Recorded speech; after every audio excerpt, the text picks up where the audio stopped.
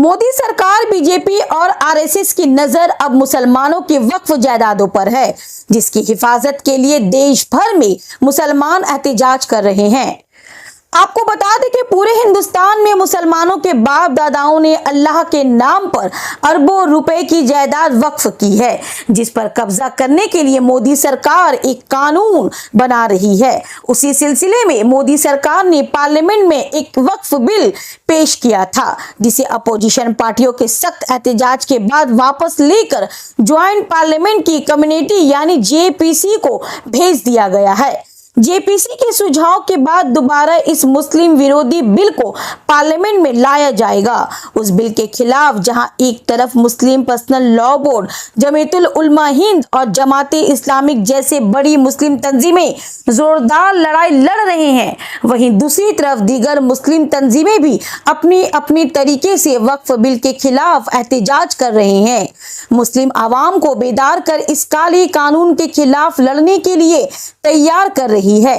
इसी सिलसिले में कोलकाता के कोलूटोला इलाके में कारी अहमद फाउंडेशन ने एक जलसे का इनाकाद किया, जिसे कोलकाता समेत पूरे बंगाल के उलमाओं और मुस्लिम समाजी कारकुन ने खिताब किया। सभी ने मोदी सरकार के वक्फ बिल की जोरदार मुखालिफत की और मुसलमानों से इसके खिलाफ लड़ने के लिए तैयार रहने की अपील की।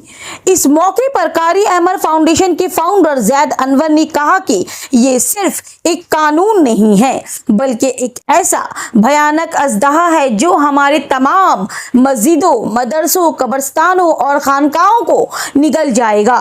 जैद अनवर ने कहा कि इसके खिलाफ हम सबको मिलकर पूरी मजबूती से लड़ना होगा। जब कुछ मुट्ठी भर डॉक्टर एक पूरी हुकूमत को घुटने पर ला सकते हैं, तो फिर देश के करोड़ों मुसलमान इस कानून को क्यों नहीं रोक सकते हैं। इसे रोकने के लिए हम सबको मुत्तहिद होकर लड़ना होगा।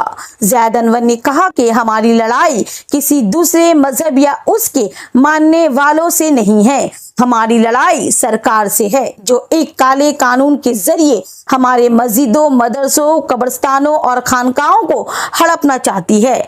इंशाअल्लाह हम उसके शैतानी मंसूबे को कामयाब होने नहीं देंगे। सबको दरकिनार करना, पहले मिल्लत के लिए खड़े होना, मैं वही कोशिश यहाँ से खड़े होकर कर रहा हूँ। आपने सुना होगा, मैं यहाँ से खड़े होकर किसी एक इमाम को नहीं कह रहा हूँ, मैं यहाँ से खड़े होकर किसी एक पर्टिकुलर इंसान को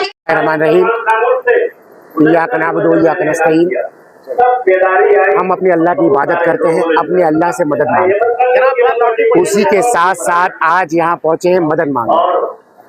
कहीं ना कहीं हमारे उलमाए दीन की जिम्मेदारी है, वो तमाम अपनी जिम्मेदारी आज निभा रहे हैं एक प्लेटफॉर्म पे। कोई शिया नहीं है, कोई सुन्नी नहीं है, कोई बरेलवी नहीं है, कोई XYZ नहीं है, तमाम के तमाम मुसलमान हैं। वक्फ को बचाना है। वक्फ क्या है, आपको तमाम उलमाए-दीन ने यहाँ बताया। एक सिंपल सी चीज है कि वक्फ का क्या ये अमेंडमेंट बिल है, इससे हमें क्या तकलीफ पहुंचेगी।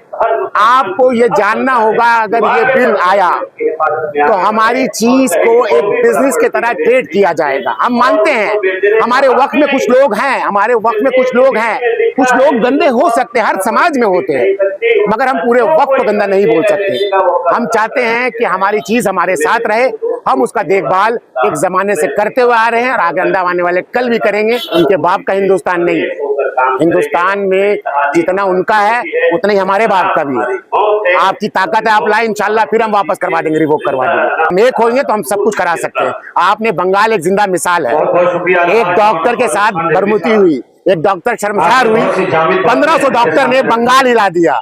तो हम तो 30 करोड़ हैं, क्या हम हिंदुस्तान नहीं हिला सकते? फिर आप सुनिएगा, मैं किसी हिंदू भाई को नहीं तंजिया बात कर रहा हूँ, मैं हुकूमत की बात कर रहा हूँ। यहाँ ना कोई मुसलमान है ना हिंदू है, मैं अपने बाबा अजदाद के प्रॉपर्टी की बात कर रहा हूँ। यहाँ बात ये नहीं है कि कोई हिंदू को तंजिया बात, हमारी लड़ाई किसी हिंदू भाई के साथ नहीं है, हमारी लड़ाई सरकार के साथ। उसका जिंदा मिसाल है मुस्लिम पर्सनल बोर्ड की मीटिंग में मैं गया था, उनके कॉन्फ्रेंस में मैं गया था, उसमें शिया, सुन्नी, अयाज, महमूद सब बैठे हुए थे। वहाँ सब कलमे शहादत को मानने वाले थे, रसूलुल्लाह सल्लल्लाहु अलैहि वसल्लम को मानने वाले थे और सब एक ही थे, और तमाम के उलमाए दीन, तमाम के इम्मा आके बैठे हुए थे और तमाम ने लब्बैक कहा। यहाँ 30 करोड़ मुसलमान का मसला है, और 30 करोड़ मुसलमान का मसला ये नहीं है कि 70 करोड़ हिंदू या 100 करोड़ हिंदू मेरे दुश्मन है, नहीं, वो हमारे भाई हैं, हमारी दुश्मन। अगर हम किसी से लड़ रहे हैं वो सरकार से लड़ रहे हैं, हमारा लड़ाई हिंदू से नहीं है, फिर बात पे गौर करिएगा।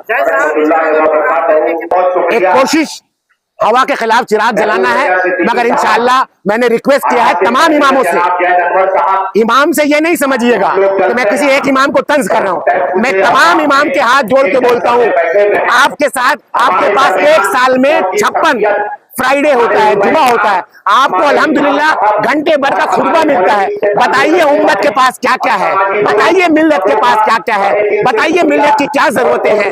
खुतबा इस पे करिए, किसी ने वक्त पे खुतबा किया। मैं ये सवाल हाथ जोड़ के करना चाहता हूँ, मैं सवाल नहीं कर, मैं रिक्वेस्ट करना चाहता हूँ कि आप मस्जिद के मिंबर से आप वक्त के बारे में लोगों को बताएं, अवेयरनेस बताएं। बहुत से लोग मीडिया, बहुत से लोग डिजिटल प्लेटफॉर्म नहीं जानते, कम से कम इस बहाने तो लोग जाने हमारे आबा अजदाद क्या छोड़े हैं, हमारे बुजुर्ग ने क्या प्लान बनाया था। 2014 के बाद जो माहौल बना हुआ है पूरे हिंदुस्तान में, हमारे साथ 3 तलाक का बिल आता है, हमारे पास आता है NRC आता है, हमारे पास यूनिवर्सल कोड आता है, सब कुछ। जब ये कमजोर होते हैं ना तो ये मुसलमान को हिलाते हैं अपने आप को मजबूत होने के लिए। ये कहीं ना कहीं पूरे हिंदुस्तान के हर इंसान जान चुका है, खास करके हिंदू भाई। हम ये नहीं कहें हमारी लड़ाई फिर हिंदू से नहीं है, सरकार बेवकूफ बना रही थी, मगर आप तमाम हिंदुस्तान कश्मीर से कन्याकुमारी तक तमाम के तमाम लोग जाग चुके हैं। सब यूनिवर्सिटी की बात है, इन रियलिटी 5 करोड़ मिल गया। ये व्हाट्सएप यूनिवर्सिटी में झूठा फैलाया जा रहा है, मगर 5 करोड़ 70 लाख गया। मैं उम्मीद करता हूँ इसी तरह हम जो प्रोग्राम कर रहे हैं इसी से जाके प्रोग्राम करेंगे इंशाल्लाह, तो ये रुक जाएगा। को और इलाके के तमाम लोगों को बेदार होने की जरूरत है कि सबसे पहले वो अपनी जरूरत को उनके सामने पेश करें, और वो हमारे जितने भी लीडरान हैं हमारी जिम्मेदारियों को समझें। आज मुसलमानों को सबसे ज्यादा जरूरत जो है वो तालीम की है। जितनी भी प्रॉपर्टी है, जो भी है, मतलब कि हम काउंसलर वालों से बिल्कुल गुजारिश करेंगे कि हमारे मुसलमान जो अपने काउंसलर हैं, MLAs हैं, MP हैं, जो चाहे हिंदू हमारे MPs हैं, सिर्फ मुसलमान ही नहीं, मुस्लिम इलाके में जरूरत है कि खास करके तालीमी मैदान में हर चीज को देखें। 2 कमरा रहता है, एक भाभी रहती है, एक भैया, एक क्या कहते हैं अब्बा रहते हैं, बच्चा पढ़ेगा कहाँ? तो मैं कहूंगा अगर हिंदू काउंसलर मेरे सामने रहता तो मैं ये कहूंगा कि दादा हमके एटा चाय, हमके एटा कुत्ते दिबो। मुसलमानों से क्यों नहीं आप घर को काउंसलर और मुस्लिम काउंसलर में क्या डिफरेंस है? हम डिफरेंस नहीं दे रहे हैं, डिफरेंस ये दे रहे हैं कि हमारे काउंसलरों को काम करने की जरूरत है मुसलमानों की। आप पूरे कलकत्ता में बता दीजिए, पूरे कलकत्ता में बता दीजिए कितने कॉलेजेस, कितने स्कूल, कितना स्टडी सेंटर, कितना पार्क, कितना कुछ बनाया गया है। अगर आप देखेंगे जो बनी बनाई प्रॉपर्टी है उसमें भी आधा भीदा होता नजर आएगा। तो क्या आप इस बात से कह दिया कि हम उनको गलत कह रहे हैं, हम उनको जागने की बात कर रहे हैं, हम उनसे गुजारिश कर रहे हैं कि आप मुसलमानों के काम आए। मुसलमानों ने आपको वोट दिया है, मुसलमान आपके वफादार हैं, आप भी मुसलमानों के साथ वफादारी करें। ये सारी आप एक चीज, आपके सामने एक आम आदमी खड़ा हुआ है, आपके सामने एक आम आदमी खड़ा हुआ है जो ना लीडर है ना कोई बड़ा पॉलिटिशियन। आप सारे सवालात मुझसे कैसे कर सकते हैं? ये देखिए जरा सा, फिर वही बात हमने नहीं, ये आप अकेले जो है, हम बहैसियत एक आम आदमी आपके सामने खड़े हैं, हम बहैसियत एक आम आदमी खड़े हैं, और फिर लेटर क्या, क्यों? हमसे ज्यादा तो आप लोग पावरफुल हैं, हमसे ज्यादा तो वो लोग जानकार हैं बेदार होने के। इसीलिए तो मैंने गुजारिश की ना, अपने वजीर आला से मैं गुजारिश करता हूँ कि कम से कम बंगाल गवर्नमेंट में माइनॉरिटीज के लिए आप बहुत कुछ करती हैं, तो आज जरूरत है कि विधानसभा में भी ये बिल के खिलाफ बात की जाए, और उसके साथ साथ वो अपने तमाम MPs, अपने तमाम MLA, अपने तमाम MPs को ये शेड्यूल जारी करें कि किसी भी सूरत में इस बिल के खिलाफ आपको बोलते रहना है और कभी भी पास नहीं होने देना है। कम से कम इतना तो हम जरूर चाहेंगे ना। इसमें तो कोई शक नहीं है, प्रोग्राम इम्पोर्टेंट है। वक्फ एक्ट के हवाले से जो कुछ बातें की गई है, ये एक अच्छा ताकतवर मैसेज है। आपकी टीम, आप सब लोग जो यहाँ इस पर जमा है, हमको यकीन है कि ये मामूली आवाज़ नहीं है जो यहाँ से उठ रही है, ये पार्लियामेंट के ऐवान तक पहुँचेगी और अपना असर दिखाएगी। असल यही है कि हुकूमत भी देखना चाहती है हमको कि हम होशियार हैं या नहीं। कहीं ऐसा तो नहीं कि हम सो रहे हैं। बहुत सारा काम वो इस तरह भी कर ले रही है कि हम सो रहे हैं और वो करके निकल जा रही है। लेकिन इस मामले में मुसलमान उठे हैं, मामला भी बड़ा है। हमको यकीन है इंशाल्लाह ये मामले इतनी आसानी से हम अपने हाथ से जाने नहीं देंगे। शर्त यह है कि खड़े रहें, लोग खड़े हैं और लोगों को खड़ा होना पड़े, सबको साथ आना पड़ेगा। इंशाल्लाह हम अपने वक्त को बचाएंगे। ये हमारे बाप दादों की हमारी विरासत है। इससे हमारे बहुत सारे मसाइल हल होते हैं।